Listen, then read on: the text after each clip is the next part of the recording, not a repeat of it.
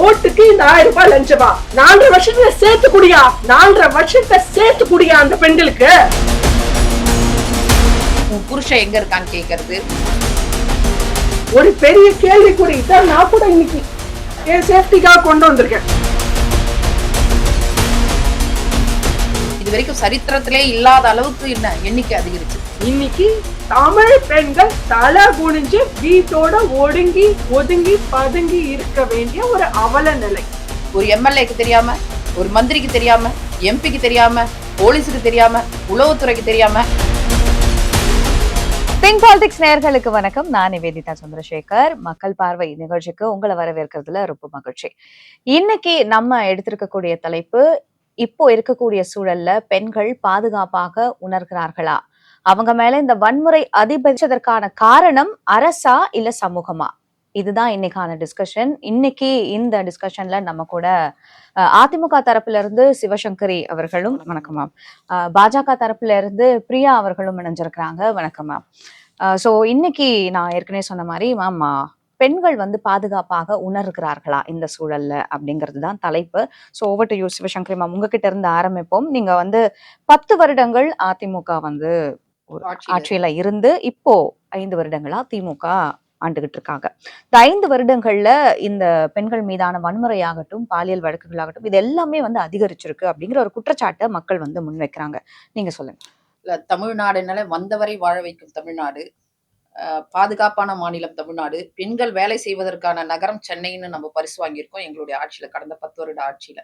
ஆனா இன்னைக்கு என்ன சூழ்நிலைன்னா, 2021 இவங்க ஆட்சிக்கு வந்த பிறகு பாத்தீங்கன்னா, தொடர்ந்து உடனடியா சட்டசபையிலே எதிர்க்கட்சி தலைவர் சொன்னார், கஞ்சா விற்பனை நடக்குது, கள்ளச்சாராயம் நடக்குது, இதன் மீது நடவடிக்கை எடுக்குன்னா ஊன்னு கூச்சல் போட்டு நம்ம எதிர்க்கட்சி தலைவர் பேசுற லைவ கூட அவங்க போடுறது கிடையாது. ஆனா அதுக்கப்புறம் பாத்தீங்கன்னா நினைச்சு பார்க்க முடியாத வேகத்துல அதிகரிச்சிச்சு. பெண்களுக்கு எதிரான குற்றங்கள், பாலியல் குற்றங்கள், சிறுமிகள், போக்சோ வழக்குகள், இதெல்லாம் இன்னைக்கு 25க்கு பாத்தீங்கன்னா இது வரைக்கும் சரித்திரத்திலே இல்லாத அளவுக்கு என்ன எண்ணிக்கை அதிகரிச்சிருக்கு. 19,210 வழக்குகள். அடல்ட் ரேப் மட்டுமே 1,724 ரேப் அடல்ட். மிச்சம் எல்லாமே அந்த 17,000 சில்லறை எல்லாமே என்னன்னு பாத்தீங்கன்னா போக்சோ வழக்குகள் தான். அதுக்கெல்லாம் காரணம் என்ன? அடிப்படை காரணம் நீங்க கேட்டீங்க, அரசா இல்ல சமுதாயமான்னு சொல்லிட்டு. ஒரு சமுதாயம் எதன் கீழே இருக்கு? அரசு கீழே தான் இருக்கு. அரசு தானே அதை ரெகுலேட் பண்ணும். சட்டங்களும் திட்டங்களும் தானே மனிதர்கள் ரெகுலேட் பண்ணுது. அதுக்காக தானே இதெல்லாம் நம்ம வச்சிருக்கோம். இல்லைன்னா இதெல்லாம் இல்லாமலே போகணும். ஒரு அரசுக்கு ஓட்டு போடும்போது அரசு வழி நடத்தி ரெகுலேட் பண்ணி ஒரு சமுதாயத்தை கொண்டு போறது அரசுடைய வேலை. அதான் for the people, of the people, by the people நம்ம சொல்லியிருக்கோம். ஆனா இன்னைக்கு என்ன நிலைமைன்னா, அம்மா அதாவது 2000 ஆட்சிக்கு வராங்க இல்லையா, 2016 காலகட்டங்கள் வந்த உடனே 2வது கையெழுத்து படிப்படியாக மதுக்கடைகள் மூடப்படும் கையெழுத்து போட்டாங்க. அதன்படி 1310 மதுக்கடைகளை நம்ம மூடணும். ஆனா இன்னைக்கு என்ன நிலைமை? சட்டவிரோத பார்கள் இருக்கு, கலார் வரி கட்டாத மதுபானங்கள் குடோன்ல இருந்து போகுது, அது போலி சாராயங்கள் இருக்கு, கூடவே கள்ளச்சாரம் ஆறா ஓடிட்டு இருக்கு. 90 மரணங்கள் நினைச்சு பாருங்க. இது கடந்த 10 வருட ஆட்சியில் ஏதாவது இது மாதிரி 90 மரணங்கள் நடந்திருக்கா? மரக்காணத்துல இருந்து விழுப்புரத்துல இருந்து கள்ளக்குறிச்சி வரைக்கும் என்ன 90 மரணங்கள். ஒரு பக்கம் நீங்க என்ன பண்ணா டாஸ்மாக் விலையை ஏத்துறீங்க, ஒரு பக்கம் கள்ளச்சாராயத்தை விக்கிறீங்க, அதுக்கு அனுமதி கொடுக்குறீங்க. உளவுத்துறை என்ன பண்ணுது? என்ன பண்ணுது மேடம்? இன்னைக்கு சட்ட ஒழுங்கு கேள்விக்குறியாயிருக்கு மேடம். அதனால தானே போதையும் மதுவும் 2.0, 3.0, கஞ்சா 4.0 சொல்லி சொல்லி சொல்லி ஆபரேஷன் மின்னல் சொல்லி இன்னைக்கு நினைச்சு பார்க்க முடியாத குடிசை தோல் மாதிரி இன்னைக்கு கஞ்சா ஆயிடுச்சு. சோ அடிப்படையா ஒரு சமுதாயத்தை நல்வழிப்படுத்தக்கூடிய அரசு டோட்டலா ஃபெயிலியர். ஏன்னா ஒரு எம்எல்ஏக்கு தெரியாம, ஒரு மந்திரிக்கு தெரியாம, எம்பிக்கு தெரியாம, போலீஸுக்கு தெரியாம, உளவுத்துறைக்கு தெரியாம கள்ளச்சாராயம் விற்க முடியுமா? பஞ்சாயத்தை ஏலம் விடுறாங்க. அதுக்கடுத்து என்ன, தெருவுக்கு தெரு ஒரு கோழி திருடுனா 24 மணி நேரத்துல போலீஸ் பிடிச்சிடும். ஒரு பைக் திருடுனா 24 மணி நேரம் பிடிச்சிடும். ஆனா தொடர்ந்து கஞ்சா விற்பனை நடக்குது, ஒரு நபர் லாட்டரி நடக்குது, கிளப் அதிகமாகி போச்சு. அப்ப இதெல்லாம் அரசாங்கத்தின் அனுமதியோடு ஆசையோடு நடக்குது. அப்ப இந்த அரசு தான் இந்த சமுதாயத்தை கெடுத்திருக்கு. அப்ப போதைக்கு உட்பட்டவர்களும், சாராய மதுவுக்கு உட்பட்டவர்களும் அடுத்து எங்க போவாங்க? ஆட்டோமேட்டிக்கா பெண்கள் மேலதான் பாய்வாங்க. அப்ப 7 வயது சிறுமியும் தெரியல, 70 வயது மூதாட்டியும் தெரியல.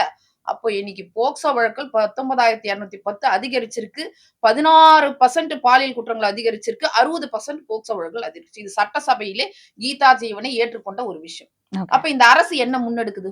சோ பிரியமா, இப்ப என்னன்னா சிவசங்கரி மேம் வந்து ஒரு விஷயத்த முன் வைக்கிறாங்க, அரசாங்கம் தான் முழு பொறுப்பு அப்படின்னு. பட் இன்னொரு பக்கம் மக்கள் குற்றச்சாட்டு வைக்கிறதாவே இருந்தாலும், இன்னொரு பக்கம் பார்த்தா தனி மனித ஒழுங்கு அப்படின்னு ஒண்ணு இருக்கு இல்லையா? தனி மனித ஒழுக்கம் அப்படிங்கிறது முக்கியம்.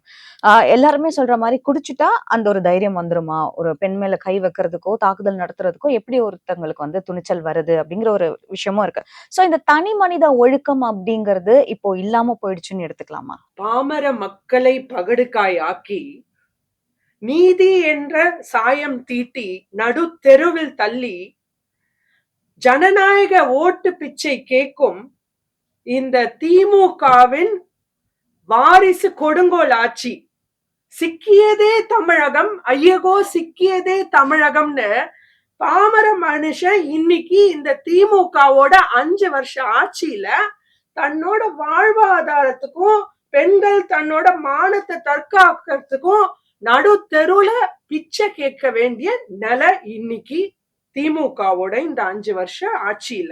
அதாவது இன்னைக்கு நம்ம பார்த்தோம்னா ஸ்டாலின் அவர்கள், திரு ஸ்டாலின் அவர்களே, உங்க மினிஸ்ட்ரிய ஃபர்ஸ்ட் உங்க அமைச்சரை கவனிக்கணும். அவரை, உங்க அமைச்சர் அவைய நீங்க எப்படி சூஸ் பண்றீங்க? இன்னைக்கு இந்த திமுகவோட துரோக மாடல் ஆட்சியில நம்ம ஜோக்கர் முதலமைச்சர் திரு முத்துவேல் கருணாநிதி ஸ்டாலின் அவர்களோட அமைச்சரா ஆகணும்னா 3 கண்டிஷன். Very simple. முதல் கண்டிஷன், மக்களோட பிரதிநிதியா இருக்கிற மீடியா, மக்களோட பிரதிநிதியா இருக்கிற மீடியாவை மதிக்க கூடாது, புறக்கணிக்கணும். அவங்க ஏதாவது கேள்வி கேட்க வந்தா, என்ன காது சரியா கேட்கல நீ சேகர் பாபு அவர்கள், நீங்க யாரு கொஸ்டின் கேட்க? மீடியாவா நீங்களா கேட்க கூடாது. அப்படி மக்களோட பிரதிநிதியா இருக்கிற மீடியாவை இன்னைக்கு அவமானப்படுத்த தெரிஞ்சிருக்கணும். 2வது, மக்களை தமிழகத்தை நல்லா சொராண்டணும். இன்னைக்கு திமுக ஆட்சியில தமிழகத்துக்கு என்ன குரோத்? அன்னைக்கு உதயாநிதி அவர்கள் நாக்குல நரம்பே இல்லாம மீடியால அன்னைக்கு ஒரு கட்சி மீட்டிங்ல பேசுறாரு, இந்தியாலே நம்பர் 1 முதலமைச்சர் திரு ஸ்டாலின் அவர்களா, மாடல் முதலமைச்சரா? ஆமா சார், நீங்க மாடல் தான். இந்தியாலே நம்பர் 1 வளர்ச்சி தமிழ்நாட்டுக்கு கொடுத்திருக்காராம். நம்பர் 1 வளர்ச்சி தான். நீங்க என்ன வளர்ச்சி? உங்களுக்கு தெரிஞ்ச வளர்ச்சிலாம் டபுள் டிஜிட் growth கொடுத்திருக்காராம். கண்டிப்பா டபுள் டிஜிட் growth தான் கொடுத்திருக்கீங்க. 10 ரூபாய் பாலாஜியோட டபுள் டிஜிட் growth. உங்களுக்கு தெரிஞ்ச டபுள் டிஜிட் growth பாட்டிலுக்கு 10 ரூபாய், பாட்டிலுக்கு 10 ரூபாய். இந்த டபுள் டிஜிட் growth அடுத்து இப்ப கே நேரு அவர்கள் இந்த திமுகவோட துண்டு மினிஸ்ட்ரி, அடுத்த துண்டு மினிஸ்டர் திரு கே நேரு அவர்கள் பின்தொடர்ந்தாரு. இப்படி ஒரு கேடு கெட்ட அமைச்சரவை. அடுத்து 3வது ரொம்ப முக்கியமா கவனிக்க வேண்டியது பெண்கள், தமிழக பெண்கள் முக்கியமா கவனிக்க வேண்டியது. இன்னைக்கு திமுக அமைச்சரா இருக்கணும்னா இப்போ பொன்முடி அவர்கள், என்னம்மா ஓசி பஸ்ல வந்தியா? ஓசி பஸ்ல, அதாவது தமிழக பெண்களை அந்த அளவுக்கு ஏளனமா நினைச்சீங்களா? அதாவது இன்னைக்கு தமிழக பெண்கள் ஒரு 1000 ரூபாய்க்கு பிச்சை கேட்கணும்ல, பிச்சை கேட்டு 1000 ரூபாய்க்கு பிச்சை கேட்டு நீங்க 2021ல உங்க வாக்குறுதி, தேர்தல் வாக்குறுதியில கொடுத்தீங்க. என்ன ஆச்சு அந்த வாக்குறுதி? இன்னைக்கு என்ன நிறைவேற்றி இருக்கீங்க? அத வேற 2 வருஷம் கழிச்சு யோசிச்சு எதிர்கட்சிகள்லாம் உங்களை பிரஷர் பண்ண உடனே அத ஒரு கண்டிஷன் பேசிஸ்ல ஃபர்ஸ்ட் நிபந்தனையற்ற ரேஷன் கார்டுக்கு ஒரு மகளிருக்கு 1000 ரூபான்னு சொன்னது, குடும்ப தலைவிக்கு 1000 ரூபான்னு சொன்னது, 2 வருஷம் கழிச்சு யோசிச்சு பல நிபந்தனைகளோட அந்த 1000 ரூபாய் கொடுத்தாங்க. அதையும் முழுமையா கொடுக்காம, அதாவது இங்க இருக்கிற ஒரு பெண்ணுக்கு போக வேண்டிய 1000 ரூபாய் இந்த ஒரு வெக்கம் கெட்ட கேடு கெட்ட ஆட்சியோட நிர்வாகம் எவ்வளவு சீர்குலைஞ்சிருக்குன்னா, இங்க இருக்கிற ஒரு பெண்ணுக்கு போக வேண்டியது எங்கேயோ பீகார்ல இருக்க ஒரு பெண்ணோட அக்கௌண்ட்டுக்கு போயிட்டு இருக்கு இந்த 4 வருஷமா. அப்படி எவ்வளவு பேர் அக்கௌண்ட்டுக்கு போயிருக்கோம். அதாவது இன்னைக்கு நிர்வாக திறனற்ற அமைச்சரவையை நடத்த தெரியாத ஒரு நாட்டை எப்படி ஆள தெரியாத ஒரு கேடு கெட்ட ஆச்சு. இன்னி வரைக்கும் முதலமைச்சர் நாற்காலி காலியாவே இருக்கு. அடுத்து இப்ப 2வது செட் 1000 ரூபாய் இப்ப கலெக்ட் பண்றாங்க. ஆட்சியே முடிஞ்ச போகுது. இப்ப என்னையா நீ 1000 ரூபாய் பத்தி பேசுற? நான் கேக்குறேன், என்ன 1000 ரூபாய் பத்தி பேசுறீங்க? ஓட்டுக்கு லஞ்சமா? ஓட்டுக்கு லஞ்சமா? ஓட்டுக்கு இந்த 1000 ரூபாய் லஞ்சமா? நீங்க பெண்களை மதிக்கிறவங்களா இருந்தீங்களா? நிஜமாவே பெண்களுக்கு மகளிருக்கு உங்க கட்சியில முக்கியத்துவம் கொடுக்கறவங்களா இருந்தீங்கன்னா 4.5 வருஷத்துல சேர்த்து குடியா, 4.5 வருஷத்தை சேர்த்து குடியா அந்த பெண்களுக்கு. இப்ப நீங்க அப்ப 1000 ரூபாய் அப்புறம் கொடுக்கறது அப்படிங்கறது வந்து ஓட்டுக்கான லஞ்சமா தான் நீங்க பாக்குறீங்களா? கண்டிப்பா 100க்கு 100 ஓட்டுக்கான லஞ்சம். அப்படி அவங்க அப்படி இல்லைன்னு நிரூபிக்கணும்னா 4.5 வருஷத்துக்கு சேர்த்து கொடுத்து அதை நிரூபிக்கட்டுமே. அதாவது இன்னைக்கு தமிழக பெண்களை இந்த திமுக ஆட்சியில எந்த அளவுக்கு கேடு கெட்ட நிலையில வச்சிருக்கீங்கன்னா, ஒரு 1000 ரூபாய்க்கு ஒரு பொண்ணு ஒரு கியூல நின்று ஒரு அப்ளிகேஷன் ஃபார்ம் போட்டு உங்க ஆபீஸ்க்கு மேலும் மேலும் வந்து மல்லு கட்டணும்ல உங்க ஆபீசர் கிட்டயும் உங்க கட்சிக்காரங்க கிட்டயும். சோ இன்னைக்கு இப்படி ஒரு கேடு கெட்ட ஆட்சியில அது டிஆர்பி ராஜா அவர்கள் கொஞ்ச நாள் முன்னாடி வடநாட்டுல ஒரு பெண்ணை கேட்டா என்ன கேட்பாங்களாமா, நீங்க என்னம்மா படிச்சிருக்கீங்க, நீ என்னம்மா வேலை பண்ற அப்படின்னு கேட்பாங்களாம். இதே நம்ம ஊர்ல பெண்களை கேட்டா, உன் புருஷங்கார என்னம்மா பண்றான், உன் பிள்ளைங்க என்ன பண்றான்னு. அவ்வளோ ஏளனமா போயிடுச்சாயா பெண்கள். இந்த வெத்து வேட்டு மினிஸ்டர், இந்த வெத்து காகித மினிஸ்டர் டிஆர்பி ராஜா அவர்கள் அன்னைக்கு எடப்பாடியார் கேட்டதுக்கு, வெள்ளை அறிக்கை கேட்டதுக்கு வெத்து பேப்பரை எடுத்து காமிக்கிறாரு வெக்கமே இல்லாம. ஆமாயா, 4.5 வருஷம் இந்த உங்க ஆட்சியோட அவலம் ஒரு வெத்து பேப்பர் தான். இன்னைக்கு 4.5 வருஷம் உங்க ஆட்சி என்ன சாதனைகள் செஞ்சுச்சு அப்படின்னா எல்லாம் அந்த வெத்து பேப்பர்ல தான் இருக்கு ஆன்சர். சோ இன்னைக்கு அந்த வெத்து பேப்பர் அமைச்சர் டிஆர்பி ராஜா அவர்கள் சொல்றாரு, தமிழக பெண்கள் வந்து அதாவது தமிழக பெண்ணுக்குன்னு ஒரு அங்கீகாரம் இல்ல அப்படின்றாரு. அது இல்லையா, தமிழக பெண்ணு இன்னைக்கு வீட்டையும் பார்த்துட்டு வேலைக்கும் போயிட்டு எல்லாத்தையும் சமாளிக்க கூடிய ஒரு திறமையான பெண்ணுன்னு தன்னை நிரூபிக்கிறா. அதனாலதான் அவ புருஷக்காரனை கேக்குறீங்க, அவ பிள்ளைய கேக்குறீங்க. சோ இன்னைக்கு இப்படி ஒரு கேடு கெட்ட அமைச்சரவை உள்ள ஒரு மு.க. ஸ்டாலின் அவர்கள் அந்த ஆட்சியில இருந்து என்னமா எதிர்பார்க்க முடியும்? எப்படி தமிழக பெண்கள் இப்படி ஒரு ஆட்சியில இருந்து இப்படி ஒரு அமைச்சரவையில இருந்து என்ன பாதுகாப்பு, என்ன சுயமரியாதை தமிழக பெண்கள் எதிர்பார்க்க முடியும்? கம்ப்ளீட்டா பாதுகாப்பு இல்லாத ஒரு மாநிலமா தான் தமிழ்நாடு இருக்கு அப்படின்றத நீங்க முன் வைக்கிறீங்க. மக்களுக்கான பாதுகாப்பே இல்ல, மக்கள் விரோத ஆட்சி திமுக ஆட்சி. மக்களை ஒரு ஆடு மாடு மாதிரி நடத்தி, அதாவது இன்னைக்கு மக்களை முன்னேற வைக்க விடக்கூடாது, பொது கொழியில போட்டு தள்ளணும். மேலும் மேலும் இந்த 4.5 வருஷத்துல 4.5 லட்சம் கோடி, அதாவது 1947ல இருந்து நம்ம சுதந்திரம் வாங்கினதுல இருந்து இந்த ஒரு 75 ஆண்டுகள் தமிழ்நாட்டோட கடன் சுமை 5 லட்சம் கோடினா, வெறும் இந்த 4.5 வருஷம் திமுகவோட கேடு கெட்ட ஆட்சியில 4.5 லட்சம் கோடி, இன்னும் ஒரு 1/2 வருஷத்துல எப்படியும் அவங்க வந்து 6 லட்சம் கோடி வாங்கிடுவாங்க. சோ 75 ஆண்டுகள் தமிழ்நாட்டோட நிதி கடன் சுமைய அப்படியே டபுள் பண்ணியாச்சு இந்த ஒரே ஆட்சியில. இவங்க ஆட்சியோட ஒரே சாதனை சோதனை அது மட்டும்தான். சோ இப்படி தமிழ்நாட்டை பொத குழியில தள்ளிட்டு மக்களை வந்து அதாவது அடிமட்ட நிலையிலேயே வைக்கணும். அப்பதானே ஓட்டு சமயம்னு வரும்போது 1000 ரூபாய் 2000 ரூபாய் வீசி எறிஞ்சா நான் சொல்றதை கேட்டு ஓட்டு போடுவாங்க. சோ மக்களை வெறும் ஆடு மாடா ஒரு மனுஷத்தன்மையற்ற ஒரு கேடு கெட்ட ஆட்சி, மக்கள் விரோத ஆட்சி இந்த திமுக ஆட்சி. 2026 மக்கள் இதுக்கு பதில் சொல்லியே தீருவாங்க. சிவசங்கரி மேம், இப்ப அவங்க வந்து நிறைய குற்றச்சாட்டுகளை வந்து முன் வைக்கிறாங்க இந்த அரசாங்கத்துக்கு மேல. இப்ப நான் ஏற்கனவே கேட்ட மாதிரி இந்த தனி மனித ஒழுக்கம் அப்படிங்கிறது ஒவ்வொருத்தருக்குமே ரொம்ப முக்கியமான ஒரு விஷயம். அதே மாதிரி இப்ப நீங்க பாத்தீங்க அப்படின்னா இவங்க சில அமைச்சர்களுடைய பெயரை குறிப்பிட்டே வந்து சொல்லியிருந்தாங்க இந்த மாதிரியான விஷயங்கள் எல்லாம் வந்து. ஆமா, ஓசி பஸ் அப்படின்னு சொன்ன விஷயங்கள் ஆகட்டும், 1000 ரூபாய் வந்து ஆமா சொன்ன விஷயங்கள் ஆகட்டும். ஆனா இவ்வளவு பிரச்சனைகள் இருந்துமே இன்னும் தைரியமாக எல்லா மேடைகள்லயுமே தமிழகம் பெண்களுக்கு பாதுகாப்பான ஒரு மாநிலமா இருக்கு. அது மட்டும் இல்லாம எல்லா துறைகளிலுமே வளர்ச்சி கண்ட ஒரு மாநிலமா வந்து தமிழ்நாடு வந்து விளங்குது அப்படின்னு சொல்றாங்க. இதை நீங்க எப்படி பாக்குறீங்க? அதாவது மேடம், அம்மா வந்து முழுக்க முழுக்க பெண்களுக்காகவே அவங்க ஆட்சிக்கு வந்த முதல் தடவை அவங்க தொட்டில் குழந்தை திட்டத்தை கொண்டு வந்தாங்க. கிருஷ்ணகிரி, ஓசூர்ல எல்லாம் வந்து அப்போ குழந்தைகளுக்கு கள்ளிப்பால் கொடுத்து சாகடிக்கக்கூடிய ஒரு நிலைமை இருக்கும்போது தொட்டில் குழந்தை திட்டத்தை கொண்டு வந்து பெண்கள் தான் நாட்டின் கண்கள். ஒரு பெண்ணு நல்லா இருந்தா அந்த வீடு நல்லா இருக்கும், வீடு நல்லா இருந்தா நாடு நல்லா இருக்கும். பல்வேறு திட்டங்கள், ஏன் உள்ளாட்சியில அதிகாரத்தையே கொடுத்தாங்க. 50% தாலிக்கு தங்கம், அம்மா ஸ்கூட்டி, விலையில்லா ஆடு மாடுகள் கிராமப்புற பெண்களுக்கு, தாய் சேய் பெட்டகம், கர்ப்பிணி பெண்களுக்கான உதவித்தொகை, முதியோர் உதவித்தொகை, சொல்ல முடியாத அளவுக்கு முதல் தலைமுறை பெண்களுக்கு 1 லட்சம் பிளஸ் 1 பவுன் நகை, பட்டதாரிகளுக்கு +2 படிச்சவங்களுக்கு 50,000 பிளஸ் வந்து 1 பவுன் நகை கொடுத்தாங்க. ஆனா இவங்க எல்லாத்தையும் நிறுத்திட்டாங்க. இப்ப நான் சொன்ன அத்தனை திட்டங்களையும் நிறுத்திட்டு ஒரே ஒரு திட்டம் புதுமை பெண்ணுன்றாங்க. அப்ப இலவச பஸ். அந்த இலவச பஸ்ஸுக்கு தான் அவங்க மீண்டும், மீண்டும் வந்து கொச்சைப்படுத்துறாங்க. ஏன் 2 நாளைக்கு முன்னாடி கூட ஒரு தூய்மை பணியாளர், பெண் தூய்மை பணியாளர் வந்து பஸ்ஸ நிறுத்த சொன்னா நிறுத்தாம அந்த ஓட்டுநர் கொச்சைப்படுத்தி பேசுறாரு. அசிங்கமான வார்த்தைகள்ல பேசுறாரு. அங்கேயே ஒரு போராட்டம் வெடிக்குது. 2 நாளைக்கு முன்னாடி நான் சொல்றது. அடுத்து சமூகத்தின் பெயரால கொச்சப்படுது. மனு கொண்டு போனா அந்த மனுவ எடுத்து தலையில தட்டுறது. உன் புருஷன் எங்க இருக்கான்னு கேட்கறது. அப்போ மன்னன் எவ்வழியோ அந்த வழியில தான் தலைவர் எப்படியோ அப்படித்தானே அவருடைய தொண்டர்களும் அவருடைய நிர்வாகிகளும் அவர் கீழே இருக்கிற கேபினெட் தானே 2006 2011 காலகட்டங்கள் இவங்களோட ரவுடிசம், அட்டுழியம், அராஜகம், நில ஆக்கிரமிப்பு, பெண்களுக்கு எதிரான குற்றங்கள் இதெல்லாம் பொறுக்க முடியாதானே மேடம் 10 வருஷம் ஒதுக்கி வச்சாங்க. அந்த புதுமை பெண் திட்டத்துல 1000 ரூபாய் கொடுக்குறீங்க. அதனுடைய பயனாளிகள் எத்தனை பேர்? 3.5 லட்சம் பேர் தான். நீங்க புள்ளி விவரங்களை எடுத்து பாருங்க. அப்போ ஒரு பெண்ணுக்கு 1000 ரூபாய்னா ஒரு வருஷத்துக்கு எவ்வளவு? 12,000.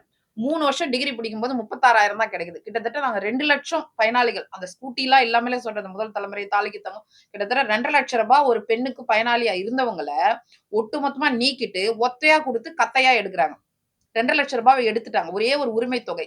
அந்த உரிமை தொகைக்கும் கேவலப்படுத்துறீங்க. பஸ்ஸுக்கும் கேவலப்படுத்துறீங்க. முதல்ல பாதுகாப்பும் இல்ல. உங்க மந்திரிங்கள ஒரு எம்பியும், கே.என். நேருவும், இவர் சிவாவும் ஒரு ஒரு எம்பிக்கு ஒரு அமைச்சருக்கே அந்த தொகுதிக்குள்ள சண்டை நடக்குது. பெண் காவலர் தலையில காயம் ஏற்படுது. அப்போ இங்க நடந்து போற பெண்களுக்கு என்ன பாதுகாப்பு இருக்கும்னு யோசிச்சு பாருங்க. அப்போ மக்களுக்கு வந்து அந்த பல்லடத்துல கூட ஒரு பெண் கேட்டாங்க. போலீஸ் மேல பயமே இல்லாம போச்சு. அதனாலதான் தொடர்ந்து குற்றங்கள் நடக்குது. இப்ப மட்டும் ஏன் நீங்க வந்தீங்கன்னு சொல்லிட்டு. இப்ப இந்த கோயம்புத்தூர்ல நடக்கிற நடந்த ஒரு கற்பழிப்புக்கு கூட 11:20க்கு கால் போகுது. 11:35ல இருந்து 4 மணி வரைக்கும் தேடணும்ன்றாங்க. அங்க இருந்து 500 மீட்டர்ல தான் அந்த பெண் இருந்திருக்கா. பெட்ரோல் ஏன் போடல? எல்லாருமே சொல்றாங்க அங்க சமூக விரோதிகள் வர்றாங்க. அது நடக்குது, இது நடக்குதுன்றீங்க. அப்ப அதுக்கு பெட்ரோல் போட்டு கண்காணிப்ப கொண்டு வர சிசிடிவி கேமரா போட வேண்டியது போலீஸுடைய இதுதானே. ஏன் அந்த பெண் போனான்ற மாதிரி தான் ஒரு செய்தி தொடர்பாளர் ஊடகத்திலே உட்கார்ந்து பேசுறாரு. மிகப்பெரிய ஊடகத்துல ஏன் அந்த பொண்ணு போனா? அப்ப நாங்க எப்பதான் வெளிய வர்றது? நாங்க எப்பதாங்க வெளிய வர்றது? இன்னும் கூடமா இத நீங்க சொல்லிட்டு இருப்பீங்க. நீ அங்க போகக்கூடாது, நான் அங்க போகக்கூடாது. இது பெண்கள், பெண்கள், பெண்கள்ன்றீங்களே. அப்புறம் பெண்களுக்கு என்ன? ஒரு விருகம்பாக்கத்துல நடக்குது மீட்டிங். கனிமொழி இருக்கிறாங்க, தமிழ்ச்சி தங்கப்பாண்டியன் 2 எம்பிக்கள் இருக்கிற இடத்துல ஒரு பெண் காவலருக்கு பாலியல் பலாத்காரம் நடக்குது. பாலியல் அந்த இதுல பண்றாங்க. வன்கொடுமை நடக்கும்போது அந்த 2 பேருக்கு இவங்க சப்போர்ட் பண்ணிட்டு போறாங்க. அவங்க கட்சியை சேர்ந்த 2 நபர்கள். அண்ணா நகர் சிறுமி வழக்குல என்ன நடக்குது? பாதிக்கப்பட்ட பெண்ணையே அடிக்கிறாங்க. எஸ்ஐடி போட சொல்லிச்சு ஹைகோர்ட். கிட்டத்தட்ட 9 வழக்குகள் இன்னைக்கு ஹைகோர்ட்ல இருக்கு. எல்லாத்துக்கும் சிபிஐக்கும் எஸ்ஐடிக்கும் இன்னைக்கு குடுத்திருக்காங்க உத்தரவுனா என்ன அர்த்தம்? இந்த போலீஸ் மேல நம்பிக்கை இல்ல. அண்ணா யூனிவர்சிட்டி மேட்டர் எடுத்துங்க. 7 மணிக்கு சக நண்பரோட உட்கார்ந்துட்டு இருக்கும்போது ஒரு பிரியாணி கடைக்காரன், அதுவும் இன்னைக்கு அமைச்சரா இருக்க மா சுப்பிரமணியத்தின் கூட பிரியாணி சாப்பிடுறான். அவன் உள்ள போறானா? அப்ப இந்த அமைச்சருடைய ஆசை இல்லாம, ஆளுங்கட்சியுடைய ஆசை இல்லாம எப்படி அவன் வந்து 7 மணிக்கு உள்ள போவான்? என்ன மேடம் கேட்டாலே நெஞ்சு பதப்பதைக்கல. 7 மணிக்கு அந்த குழந்தைய வன்கொடுமை பண்ணிருக்கான் மேடம். இப்போ இந்த மாதிரி இப்போ என்ன சொல்றேன்னா, ஒரு ரோல் மாடலா இருக்க வேண்டியவங்களே இதுல எல்லாம் வந்து இவங்க பெயர்கள் அடிபடுதுன்னா அப்ப என்ன பாதுகாப்பு இருக்குங்க? இப்போ நீங்க சொல்ற மாதிரி இந்த விஷயங்கள்ல நடக்குது இது. இப்ப நீங்க சொல்ற இந்த குற்றச்சாட்டுலயும் சரி, திமுகவினர் சம்பந்தப்பட்டிருக்கக்கூடிய ஒரு சில குற்றச்சாட்டுகளும் சரி, விரைந்து நடவடிக்கைகள் எடுக்கப்படுது. இவங்கதான் குற்றவாளி அப்படின்னு உடனே தண்டனை வழங்கப்படுது அப்படின்னு சொல்ல வருமுன் காப்பா. அதுதான் மேடம் அரசு. நீங்க எதிர்கட்சி இல்ல. நீங்க எதிர்கட்சியா இருக்கும்போது எத்தனை விமர்சனம் தான் வைக்கலாம். எல்லாத்தையும் சொல்லிதானே இன்னைக்கு ஆட்சிக்கு வந்திருக்கீங்க. அப்ப நீங்க இன்னைக்கு ஆளுங்கட்சியா இருக்குன்னா வருமுன் காப்போம். வெள்ளம் வரதுக்கு முன்னாடி தடுப்பணை போடணும் மேடம். நீங்க வெள்ளம் வந்து அடிச்சுட்டு போன பிறகு என்ன பண்ண போறீங்க? அரசு எல்லாத்திலும் ஃபெயிலியர் ஆகி போயிருக்கு. 7 மணிக்கு ஆம்ஸ்டாங் கொல்லப்படுறாரு. இப்ப பாருங்க பொன்மார்ல தொடர்ந்து 2 நாள்களா என்ன நடந்துட்டு இருக்கு? மாடம்பாக்கம், பொன்மார்ல எல்லாம் தொடர் கொள்ளைகள் நடக்குது. அடகு கடையை உடைக்கிறான். வீட்டுக்குள்ள இருக்க போனை எடுத்திருக்கான். 8 போன் 25,000 தொடர்ந்து 2 நாளா 8 சம்பவங்கள் நடக்குது. அப்ப என்ன அர்த்தம்? போலீஸ் செயல்படும். போலீஸ் யார் கீழே இருக்கு? முதலமைச்சர் கீழே இருக்கு. அவருடைய கண்ட்ரோல் இருந்தா அதெல்லாம் நடக்குமா மேடம்? நீங்க யோசிச்சுப்பாங்க. அதுதான் சொல்றேன். தலைநகரத்தின் மத்தியில 7 மணிக்கு ஒரு குழந்தைக்கு இந்த அளவுக்கு வன்கொடுமை நடக்குதுன்னா அப்ப எப்படி ஒரு பெற்றோர் படிக்க அனுப்புவாங்க? இப்போ இந்த சம்பவம் கோவை சம்பவத்துக்கு 2 நாளைக்கு முன்னாடியே ஒரு குழந்தைய வந்து 21 வயசு பெண்ணை வந்து திருச்சி பெரம்பலூர்ல வந்து எரிச்சு கொன்னுருக்காங்க. அப்போ நீங்க பேசிட்டு இருக்க அதான் சொல்ற கடந்த 10 மாசத்துல மொத்தம் 1596 பாலியல் வன்கொடுமைகள் கற்பழிப்பு நடந்திருக்கு. ஆனா நீங்க என்னன்னா ஒரு நாளைக்கு சராசரி 5 நடக்குது. இப்ப நீங்க பேசிட்டு இருக்கும் போதே நடக்குது. அப்ப என்ன பாதுகாப்பு? என்ன முன்னேற்றம்? எதை நீங்க இது பண்றீங்க? என்னதான் செய்றீங்க? லா அண்ட் ஆர்டர் டோட்டலா ஃபெயிலியர் மேடம். உளவுத்துறை ஃபெயிலியர். பெண்களுக்கெல்லாம் இனிமேல் நம்மள பாதுகாத்துக்கணும். இன்னைக்கு காட்டுல இருக்க விலங்குகளுக்கும் பாதுகாப்பு இல்ல, நாட்டுல இருக்க பெண்களுக்கும் பாதுகாப்பு இல்ல. அப்போ நீங்க வந்து நான் இப்ப கூட இந்த குற்றவாளிகளை இன்னும் பாதிக்கப்பட்ட பெண் ஐடென்டிஃபை பண்ணல.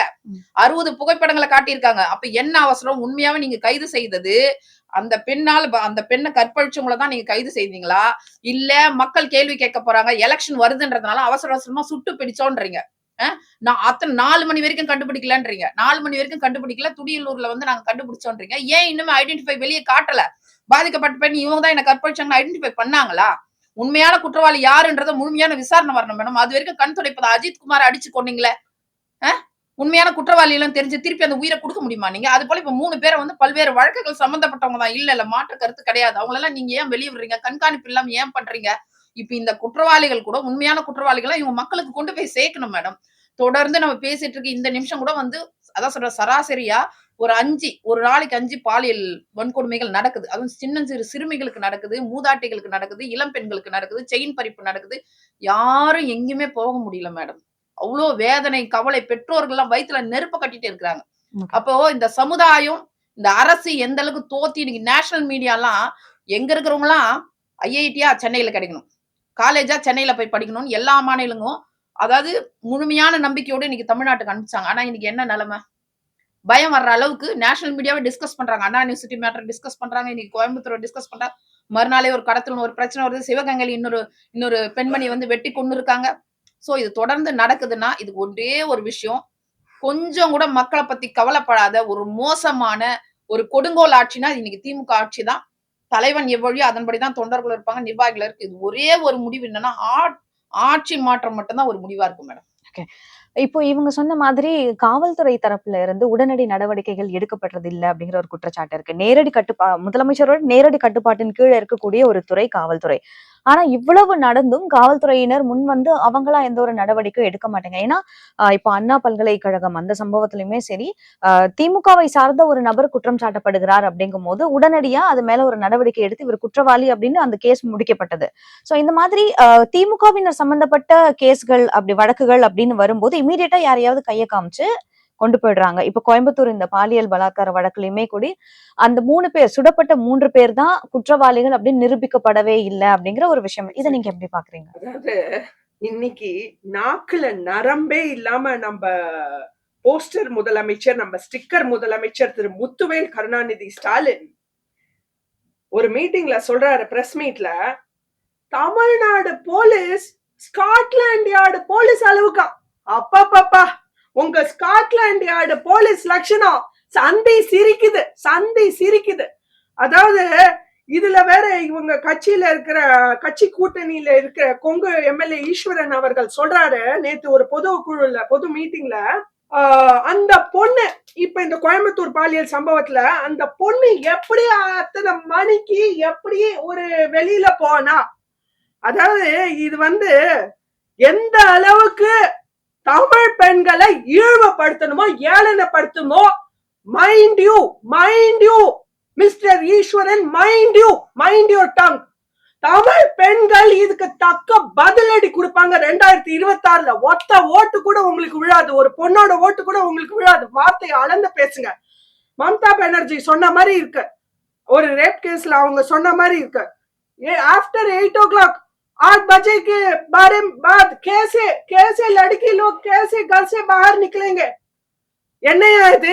எந்த அளவுக்கு 8 மணிக்கு மேல எந்த பொண்ணு வீட்டை விட்டு வரக்கூடாதான் அப்படின்னு மம்தா பானர்ஜி சொன்ன மாதிரி இருக்கு. எந்த அளவுக்கு ஒரு பிற்போக்கு சிந்தனை, பிற்போக்கு அரசியல் தமிழ்நாட்டை 100 வருஷம் பின்தங்கி கொண்டு போயிட்டாங்க இந்த 5 வருஷத்துல இந்த திமுகவோட ஆட்சி. இதுல கனிமொழி அவர்கள் திமுக எம்பி கனிமொழி அவர்கள், நான் கேக்குறேன், கனிமொழி அம்மா, எங்கேயோ ஊபியில நடந்த பாலியல் வன்கொடுமைக்கு நீங்க எல்லாம் கேண்டில் மார்ச் பண்ணீங்களே, இங்க நடந்ததுக்கு என்ன பதில் சொல்றீங்க? நான் கேக்குறேன். இதுல வேற ஸ்டாலின் அப்பா அவர்களோட பதில் என்ன? இந்த கோயம்புத்தூர் பாலியல் வன்கொடுமை பிரச்சனைக்கு இந்த நாரி போன டப்பா ஸ்டாலின் அவர்கள் பதவி விலகணும். ஸ்டாலினோட ஆட்சியில பெண்களோட மானம் நடு தெருவுல தூக்கு மாட்டிட்டு சாவுது. பெண்களோட ஜோலி முடிஞ்சது இவர் ஆட்சியில. அப்போ ஸ்டாலின் அவர்கள் ஆட்சி விலகுங்க, இல்லாட்டி தமிழகத்தை விட்டு எல்லா பெண்களும் வெளியில ஓடி போற நிலைமை வந்துரும். அதிமுக கட்சி ஆபீஸ் முன்னாடி சில நாள் முன்னாடி பேனர் வச்ச மாதிரி is Tamil Nadu safe for women அப்படின்ற மாதிரி கரெக்டான கேள்வி இல்ல. இன்னைக்கு தமிழ்நாடுல பெண்களோட நிலைமை ஒரு பெரிய கேள்விக்குறி, ஒரு பெரிய கேள்விக்குறி. இதான் நான் கூட இன்னைக்கு என் சேஃப்டிக்காக கொண்டு வந்திருக்கேன். வேற வழியே இல்லை. ஏன்னா இன்னைக்கு ஏன் தற்காப்பு என் கையில. சோ இன்னைக்கு நம்ம ஆட்சி ஒரு ஆட்சி இன்னைக்கு முதலமைச்சர் ஸ்டாலின் அவர்கள் என்னிலேந்து பதவி ஏற்றாரோ அன்னிலேந்து அவர் தமிழக முதலமைச்சரா ஒரு நாள் கூட செயல்படல. திமுகவோட தலைவரா மட்டுமே தான் செயல்படுறாரு. அப்படி ஒரு கேடு கேட்ட ஆட்சியில இந்த அண்ணா யூனிவர்சிட்டி பாலியல் வழக்கு சொன்னீங்க. ஞானசேகரன் அவர்களுக்கு லைஃப் சென்டென்ஸ் 30 வருஷம் தண்டனை கொடுத்திருக்காங்க. இது நீதியா? இது நீதியா? அந்த பெண்ணுக்கு கிடைச்ச நீதியா இது? அந்த பெண்ணோட வாழ்க்கை என்னாச்சு? இன்னைக்கு இப்படிப்பட்ட வழக்குகளை செய்தி தொடர்புல பாக்குற எந்த அப்பன் தான் பெண்ண வீட்டை வாசப்படிய விட்டு வெளியில அனுப்போம்? எந்த அப்பன் தான் பெண்ண ஏற்கனவே ஒதுக்குப்புறத்துலயும் கிராமப்புறங்கள்லயும் எல்லா வீட்லயுமே பெண்களை மேல் படிப்பு அனுப்புறதுக்கோ ஒரு வேலைக்கு அனுப்புறதுக்கோ 10 தடவை யோசிப்பாங்க. கல்யாணம் கட்டி கொடுக்கணுமா, பெண்ணை வீட்டுக்கு மேல் படிப்பு அனுப்பணுமா, பேசாம கண்ணாலம் பட்டி கட்டி கொடுத்துடலாமேன்னு யோசிப்பாங்க. இப்போ இந்த மாதிரி சம்பவங்கள் நடந்தா பெண்களோட நிலைமை என்ன? நீ வேண்டாமா, நீ ஏதோ ஒரு கேடு கெட்ட ஏதோ ஒரு யூனிவர்சிட்டியில போய் எங்கேயோ மாட்டிட்டு சாவறதுக்கு உன்னை கல்யாணம் பண்ணி கொடுத்துறேன். அதான் நம்ம அரசு இந்த பிச்சை காசு 1000 ரூபாய் கொடுக்குதே, அதை வாங்கிட்டு நீ வீட்டோட இருந்துட்டு இந்த ஓசி பஸ் போயிட்டு அப்படியே பெண்களோட வாழ்க்கை சீரழியட்டும் அப்படின்ற மாதிரி இன்னைக்கு தமிழக பெண்களோட நிலைமை ஒரு கேள்விக்குறியா இருக்கு. இன்னைக்கு அண்ணா யூனிவர்சிட்டியில கரெக்டா ஒரு பாயிண்ட் சொன்னீங்கம்மா. அதாவது ஞானசேகரன் அவர்கள் இன்னைக்கு இது ஷூட் த மெசஞ்சர், இது ஷூட் த மெசஞ்சர் கவர்மெண்ட். அதாவது யாரு நிஜம் குற்றவாளி, யார் அந்த சார், யார் அந்த சார், இன்னி வரைக்கும் யார் அந்த சார் பதில் வரலையே. பல சார்கள் இன்னைக்கு தமிழ்நாட்டுல ஃப்ரீயா திரியறதுனால்தான் குண்டர் சட்டத்துல உள்ள புக் பண்ண வேண்டியவங்களும் பல கேசுகள் உள்ளவையும் அவங்க ஃப்ரீயா வெளியில நடமாடுறதுனால்தான் அவங்க சொகுசு வாழ்க்கை வாழறதுனால்தான் இன்னைக்கு இவ்வளவு குற்றங்கள் அதிகரிச்சிருக்கு. ஞானசேகரனா இருக்கட்டும், அவரு ஏற்கனவே 2022 அதே அண்ணா யூனிவர்சிட்டி பல்கலைக்கழக வளாகத்துல அவர் மேல பாலியல் குற்ற சம்பவம் வழக்கு இருக்கு. அவரையும் குண்டர் சட்டத்துல ஏன் ஏற்கனவே உள்ள அடைக்கல? இந்த விஷயம் தடுக்கப்பட்டிருக்கும்ல, ஏன் பண்ணல? இன்னைக்குமே ஞானசேகரன் அவர்கள் அந்த சம்பவம் நடந்து 8:52 வரைக்கும் அவரோட போன் பிளைட் மோட்ல இருந்திருக்கு. 8:52க்கு பிளைட் மோட்ல இருந்து நார்மல் மோட் வந்த அப்புறம் 8:55க்கு ப்ளீஸ் நோட் த பாயிண்ட், மக்களே நோட் த பாயிண்ட். 8:55க்கு ஒரு குற்றம் செய்யறவன், அதுவும் இவ்வளோ பெரிய ஒரு அண்ணா யூனிவர்சிட்டி மாதிரி உலகமே இந்தியாவே திரும்பி பாக்குற உலகமே திரும்பி பாக்குற ஒரு கேம்பஸ்ல ஒருத்தன் இவ்வளோ பெரிய ஒரு கொடூரமான விஷயம் செஞ்சுட்டு 8:55க்கு முதல் போன் கால் ஒரு இன்ஸ்பெக்டர் ரேங்க் இருக்கிற ஒரு போலீஸ் ஆபீசருக்கு பண்றான். யார் அந்த போலீஸ் ஆபீசர்? 9:05க்கு அதே போலீஸ் ஆபீசர் அவருக்கு ரிட்டர்ன் கால் பண்றாங்க ஞானசேகரனுக்கு. யார் அந்த சார், யார் அந்த சார்? இன்னி வரைக்கும் பதில் இல்லையே. உண்மையான குற்றவாளி இன்னும் வெளியில திரிஞ்சிட்டு தானே இருக்கான். அவன் இன்னும் எவ்வளவு பல பெண்களோட வாழ்க்கையை சீரழிக்கணும்னு கேக்குறேன். இன்னும் எவ்வளவு பெண்களோட வாழ்க்கை சீரழியணும். இன்னைக்கு இந்த கோயம்புத்தூர் வழக்குல பாலியல் வழக்குல அந்த பெண்ணு இனிமே ஒரு சாதாரண வாழ்க்கை வாழ முடியுமா? இனிமே வாழ்க்கை முழுக்க this will haunt her. இந்த எண்ணம் அவளால ஒரு நாள் கூட ஒரு வாய் சோறு கூட அவங்க வீட்டுல இருக்கவங்க நிம்மதியா சாப்பிட முடியாது. அந்த பெத்த வயிறு என்ன துடிக்கும். தமிழக பெண்களோட மானத்தை காப்பாத்த எனக்கு வக்கில்ல, நான் தோல்வி அடைஞ்சிட்டேன், நான் பதவி விலகுறேன்னு தயவு செய்து பதவி விலகுங்க. தமிழகம் நல்லா இருக்கும். இப்ப அவங்க சொன்ன மாதிரி காவல்துறையினருடைய உடனடி நடவடிக்கை இல்ல அப்படிங்கிறது. இன்னொரு பக்கம் என்னன்னா, தண்டனை விகிதம் ரொம்ப குறைவா இருக்கு.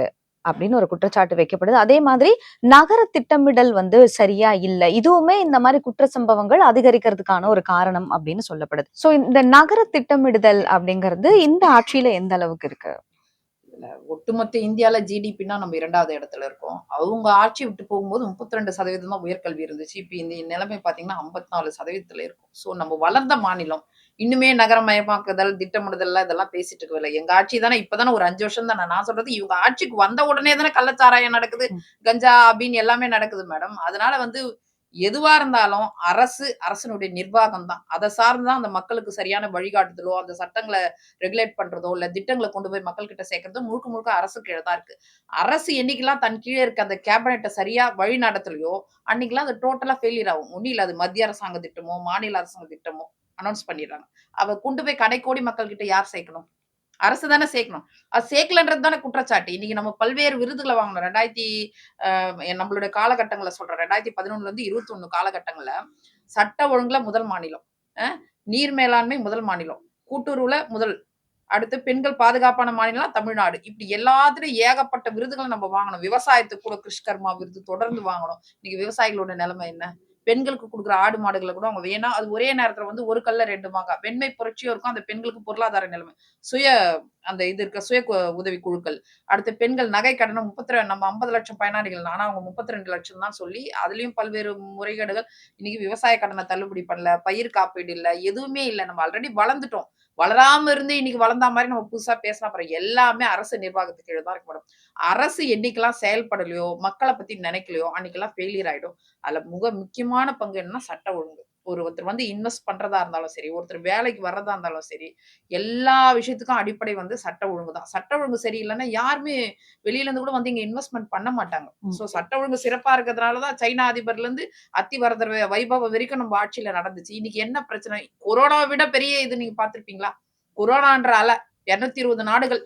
கொரோனானா எப்படி இருக்கும்? அதுக்கு என்ன மருந்து? என்ன செய்யணும்னு திகைச்சு போன போது கூட இங்க 90 கோடி நம்ம ஒதுக்கணும். 90 கோடி ஒதுக்கி ஐசோலேட் பண்ணி எல்லாமே செஞ்ச பிறகு தான் மத்திய அரசாங்கம் ஃபண்ட் குடுக்குது. எதுக்கெடுத்தாலும் அவங்களுக்கு 3 விஷயம் தான் தெரியும். ஆளுநர சொல்லுவாங்க, மத்திய அரசுன்னு சொல்லுவாங்க, ஒன்றியம்னு சொல்லுவாங்க. அத தாண்டி எந்த சப்ஜெக்ட்டுமே அவங்களுக்கு தெரியாது. நீட்ட பத்தி பேசுனாங்க. அனிதாவுடைய மரணத்தை எவ்வளவு கொச்சைப்படுத்துனாங்க. எவ்வளவு அரசியல் வியாபாரம் பண்ணாங்க. கிட்டத்தட்ட 35 குழந்தைகள். இன்னைக்கு எடப்பாடியார் கொண்டு வந்த 7.5% தாண்டி என்ன ஒரு துரும்ப கூட கிள்ளி போடலையே மேடம். அப்போ குழந்தைகள பத்தி எதுவுமே அதான் மாணவர்களுக்கோ, இல்ல விவசாயிகளுக்கோ, இல்ல பெண்களுக்கோ, இல்ல தொழில் செய்பவர்களுக்கோ, இல்ல மிகப்பெரிய இண்டஸ்ட்ரீஸ் இன்னைக்கு எல்லாமே திருப்பூர், ஈரோடு எல்லாமே வந்து இந்த பீக் ஹவர்ஸ்னால நசுங்கி போயிருக்கு. அவங்களுக்கு முக்கியமா அடிப்படை என்ன புரிதல் இல்ல. ஒரே மக்களுக்கான ஆட்சின்னா, அந்த மக்களுக்கு என்ன பிரச்சனைன்னு தெரியும். இது முழுக்க முழுக்க அவருடைய மக்களுக்காக, அவருடைய மகனுக்காக நடக்கிற ஒரு ஆட்சி. அப்ப அவருடைய மகனுக்காக நடக்குதுன்னா என்ன? 2021 வரைக்கும் அந்த கம்பெனி ரெட் ஜெயண்ட்ல வந்து ஒண்ணுமே கிடையாது. ஒரு 100 கோடி கூட கிடையாது. இன்னைக்கு இப்ப படபடன்னு 3000 கோடி எப்படி வந்துருச்சு? இந்த 5 வருஷத்துல வருது. எல்லாத்தையுமே அவங்க கையில தானே வச்சிருக்காங்க. ஆக்டோபஸ் கரங்கள்ல தானே பற்றி வச்சிருக்காங்க. நீ சினிமாவ எடுத்தாலும் அவங்க கண்ட்ரோல்ல தான் இருக்கு. அவங்க நெனச்சா தான் தியேட்டரே கிடைக்கும். அதே தானே 2006, 2011ம் பண்ணீங்க. இன்னைக்கு ரியல் எஸ்டேட் 1 கோடி இருந்த இடம்லாம் இன்னைக்கு 3 கோடி ஆச்சு. ஏன்னா ஒட்டுமொத்த தமிழ்நாட்டுல எல்லா இடத்தையும் பிடிச்சு வச்சிருக்காங்க அக்ரிமெண்ட் போட்டு. அதுவும் ஏறி போச்சு. நில ஆக்கிரமிப்பு நடக்குது. எத்தன புகார்கள் வருது. சோ ஒட்டுமொத்தமா நிர்வாகம் கொலாப்ஸ் ஆகும்போது தான் சட்ட ஒழுங்கும் கொலாப்ஸ் ஆகும். சட்ட ஒழுங்கு கொலாப்ஸ் ஆச்சுன்னா தனி மனிதனுக்கு பாதுகாப்பு இருக்காது. அதான் சொன்னேன் இன்னைக்கு யாருக்குமே பாதுகாப்பு இல்லாத சூழ்நிலை மேடம். நம்ம தனித்தனியா பேசிட்டு போலாம். இன்னைக்கு ஒண்ணும் இல்ல. எத்தனையோ கனவுகளோடு இளைஞர்கள் இருப்பாங்க. இன்னைக்கு 888 கோடி குடிநீர் வழங்கல். நகராட்சி குடிநீர் வழங்கல்ல இன்னைக்கு 2569 போஸ்டிங் எப்படி போட்டிருக்காங்க? இன்னைக்கு இடில கடிதம் எழுதியிருக்காரு. பொறுப்பு டிஜிபிக்கு கடிதம் எழுதியிருக்காரு. என்னன்னு? நீங்க வழக்கு பதிவு பண்ணுங்கன்னு. அப்போ எத்தனையோ கனவுகளோடு இருக்க இளைஞர்களோட கனவுல மண்ணள்ளி போட்டிருக்கீங்க. 2,00,000 விண்ணப்பங்கள் பெறப்பட்டதுன்றீங்க. குறைஞ்சது 1,50,000 பேராவது எழுதியிருப்பாங்க. அப்ப அந்த குழந்தைகள் எத்தன கனவுகளோட பிரிப்பேர் பண்ணியிருப்பாங்க. எத்தன கனவுகளோட அந்த எக்ஸாம் எழுதியிருப்பாங்க. அப்ப அந்த இளைஞர்களும், இளம் பெண்களுக்கும் நீங்க என்ன பதில் சொல்ல போறீங்க? இப்படி ஊழல், ஊழல், ஊழல், ஊழல் ஊற்றுக்கண்ணா இருக்கிற ஆட்சி தான் மேடம். அதனால தான் மேடம் 10 வருஷம் ஒதுக்கி இருந்தாங்க. தலைவர் இருந்தபோது 10 வருஷம். அம்மா இருந்தபோது 10 வருஷம். எடப்பாடியார் ஆட்சி ஒரு சிறப்பான ஆட்சி, ஒரு பொற்கால ஆட்சி, எல்லா மக்களுக்கான ஒரு ஆட்சி மேடம். ஏன்னா நம்மளோடு இருந்து வந்தவர். சாமானிய மனிதரா வந்தவர் தான் இன்னைக்கு நம்மளோட உணர்வுகள், நம்மளுடைய கஷ்டங்கள புரிஞ்சுட்டு பல்வேறு திட்டங்கள குடுத்தாரு. எண்ணற்ற நலத்திட்டங்கள் குடுத்தாரு. எத்தனையோ கட்டமைப்புகள உருவாக்குனாரு. இன்னைக்கு கடன் 8,00,000 கோடி வாங்கி வச்சிருக்கீங்க. ஆனா வருவாய் பற்றாக்குறைன்றீங்க பட்ஜெட்ல. மூலதன செலவே இல்லன்னுது சிஏஜி அறிக்கை. அப்ப என்ன பண்றீங்க? எல்லாம் இப்ப உரிமை தொகை பட்டியலின மக்களுக்கு வர பணத்தை வாங்கி தான் உரிமை தொகைக்கு கொடுக்குறீங்க. எதுவுமே அதுக்கான திட்டங்களும் செயல்படுத்தல, கட்டமைப்பும் உருவாக்கல. 4,500 கோடி பேக்கேஜ் நீங்க. என்ன இன்னைக்கு மழைநீர் வடிகாலுக்கு 21ல 95% நீங்க இன்னைக்கு 25 வரைக்கும் கூட அது முடியல. வெள்ள அறிக்கை கேட்டா குடுக்க மாட்டேன்றாங்க. அப்போ எல்லா துறையிலுமே ஊழல் புரையோடி போயிருக்குன்னா, ஒட்டுமொத்தமா அவங்கள தூக்கி எறிஞ்சாதான் இந்த தமிழ்நாட்ட காப்பாத்த முடியும். அப்படி தூக்கி எறியலன்னா ரொம்ப கஷ்டம். இந்த தமிழ்நாட்டை யாரால ஆண்டவனால கூட காப்பாத்த முடியும். முடிக்கிறதுக்கு முன்னாடி ஒரு காமனான ஒரு கேள்வி மேம். என்னன்னா, இப்ப நம்ம சட்டம் ஒழுங்கு ஒரு பக்கம் இருந்தாலும், இந்த மாதிரி பெண்களுக்கு எதிரான வன்முறைகள் என்ன நடந்தாலுமே முதல்ல சொல்லக்கூடிய விஷயம் அந்த பெண்ண பத்தினதுதான். அந்த பெண்ண விக்டிம் ஆக்குறது தான். இந்த மனநிலை திரும்ப திரும்ப அந்த பெண்ண அடிக்கிறது தான் அது சோசியல் மீடியாலயா இருக்கட்டும், இல்ல சுத்தி இருக்க சொசைட்டியா இருக்கட்டும். ஒரு சொசைட்டியா நம்ம அந்த பெண்ண இன்னுமே விக்டிம் ஆக்கிட்டே இருக்கும் அப்படிங்கிற ஒரு குற்றச்சாட்டு தான் நான் முன்வைக்கிறேன். இந்த மனநிலையை நீங்க எப்படி பாக்குறீங்க? ஒரு தமிழ் பெண்ணை இழிவுபடுத்த இவங்களுக்கு என்ன அதிகாரம் இருக்குன்னு நான் கேக்குறேன். அதாவது எந்த அளவுக்கு இது அதாவது பாரதியார் கண்ட புதுமை பெண் போய் பதுங்கின பெண் ஆயாச்சு இந்த ஸ்டாலினோட 4.5 வருஷம் கொடுங்கோல் ஆட்சியில. இதுதான் மிச்சம். அதாவது இன்னைக்கு பெண்களை எந்த அளவுக்கு இழிவுபடுத்த முடியுமோ, ஏளனப்படுத்த முடியுமோ, இந்த ஆட்சி அளவுக்கு யாருமே கேடு கெட்டு அந்த அளவுக்கு மோசமான நிலைக்கு இன்னைக்கு தமிழ் பெண்களை தள்ளிட்டாங்க. ஒரு பெண்ணுன்றவ, அதாவது இன்னைக்கு ஸ்டாலின் அவர்கள் இன்டர்நேஷனல் டூர் எல்லாம் போயிட்டு வராருல்ல, he should note the point. ஒரு பெண்ணுன்றவ இன்னைக்கு ஒரு கம்பெனி சிஇஓவா இருக்கா, ஒரு போலீஸ் ஆபீசரா இருக்கா, ஒரு ஐஏஎஸ் அதிகாரி இருக்கா, ஏன் ஒரு கண்ட்ரியோட பிரசிடென்டாவே இருக்கா. அந்த அளவுக்கு பெண்கள் இன்னைக்கு உலகம் முழுக்க தலையோங்கி நிக்கிற இடத்துல இன்னைக்கு தமிழ்நாட்டை தலைகுனிய வைக்க மாட்டோம் சொல்லிட்டு இன்னைக்கு தமிழ் பெண்கள் தலை குனிஞ்சு வீட்டோட ஒதுங்கி பதுங்கி இருக்க வேண்டிய ஒரு அவல நிலை. இந்த கேடு கெட்ட ஆட்சிக்கு தமிழ் பெண்களே முடிவு கட்டுவாங்க. 2026ல ஒத்த தமிழச்சியோட ஓட்டு கூட திமுகக்கு விழாது. சோ இன்னைக்கு நீங்க 2 பேருமே நேர்காணல்ல கலந்துகிட்டு இப்போ இருக்கக்கூடிய சூழ்நிலையில பெண்கள் பாதுகாப்பு எந்த அளவுக்கு இருக்கு, இதை மாற்றுறதுக்கான மாற்றம் என்னவா இருக்கும் அப்படின்னு பதிவு பண்ணீங்க. இந்த டிபேட்ல கலந்துகிட்டதுக்கு ரொம்ப நன்றி. தேங்க்யூ.